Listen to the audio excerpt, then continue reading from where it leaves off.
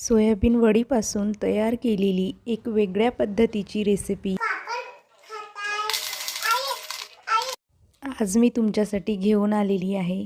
तर ती रेसिपी कशी तयार करायची, कशी बनवायची, चला आपण बघूया। अगदी सुरुवातीला सोयाबीन वडीमध्ये गरम पाणी टाकून मी 5 ते 10 मिनिटासाठी तसंच ठेवलं होतं। त्यानंतर त्यातलं सर्व पाणी काढून घ्यायचं आणि मिक्सरमध्ये अशा प्रकारे सोयाबीन वडी बारीक करायचे। त्यात 1.5 चम्मच बेसन पीठ टाकलेलं आहे। त्यानंतर मीठ, तिखट, हळद, धनेपूड आणि थोडं जिरं टाकून व्यवस्थित मिक्स करून घ्यायचं आणि मिक्स झाल्यानंतर त्याचे अशा प्रकारे छोटे छोटे गोल गोल गोळे तयार करून घ्यायचे आणि त्यानंतर आता आपल्याला ते गोळे तेलातून तळून घ्यायचे आहे। आपले गोळे तयार होत आहे तोपर्यंत आपण भाजीची तयारी करून घेऊया। भाजीसाठी मी कांदा, लसूण, खोबऱ्याची पेस्ट बनवून ठेवली होती तीच घेतलेली आहे।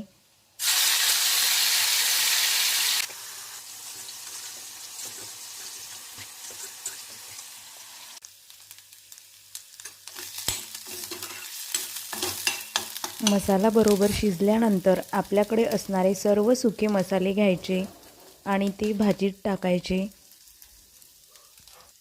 आणि त्यांना सुद्धा मसाल्याबरोबर व्यवस्थित मिक्स करायचं आणि त्यानंतर त्यात थोडं गरम पाणी ॲड करायचं।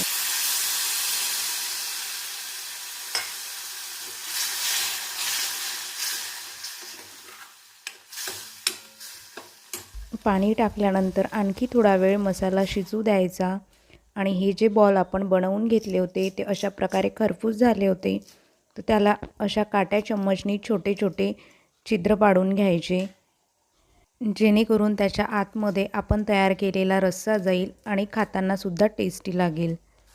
आता आपला मसाला शिजून रेडी आहे, तर आपल्याला पाहिजे तेवढी पाणी आपण त्यात टाकून घ्यायचं। गरम पाण्याचा इथे वापर करायचा म्हणजे भाजीची चव आहे तशीच राहते आणि त्यानंतर पाण्याला उकळी आली की आपण जे बॉल तयार केले होते ते त्यात टाकायचे आणि अशा प्रकारे आपली भाजी बनवून तयार होते।